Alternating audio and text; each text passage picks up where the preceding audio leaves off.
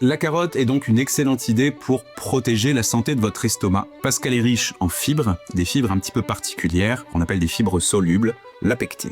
Cette pectine, qu'on retrouve aussi dans des aliments comme la pomme ou la poire par exemple, a une spécificité, c'est qu'elle va former un gel, une sorte de gel lubrifiant une fois au contact de l'eau. Et même si votre estomac, c'est surtout de l'acide, on est quand même dans un milieu qu'on appelle aqueux, un milieu riche en eau, la salive en est la preuve par exemple. Et en fait, ici, ce qui va se passer, c'est que ce gel, ce lubrifiant, va se plaquer sur la paroi de votre estomac et ça va tout simplement le protéger des irritations. Ça va jouer une sorte de rôle de barrière. Ça va donc réduire les sensations de brûlure et l'intensité des irritations pendant la digestion, mais aussi un petit peu après. Mais en plus de ça, en gonflant au contact de l'eau, ces fibres vont augmenter leur volume. Ça veut dire que cette carotte, par exemple, ou en tout cas la pectine qu'elle contient, va prendre davantage de place dans votre estomac. Ce qui fait que votre estomac va être plus rempli, et ce qui fait que vous allez digérer pendant un petit peu plus longtemps, donc que vous allez être rassasié pendant un petit peu plus longtemps, sans forcément augmenter le travail de votre estomac. Et ça, c'est plutôt intéressant du coup, aussi pour l'équilibre alimentaire d'ailleurs, parce que comme vous allez avoir faim moins vite, vous allez prendre le futur repas moins rapidement, et il va être un petit peu plus équilibré, moins intense d'une certaine manière, et donc ça va encore une fois diminuer le travail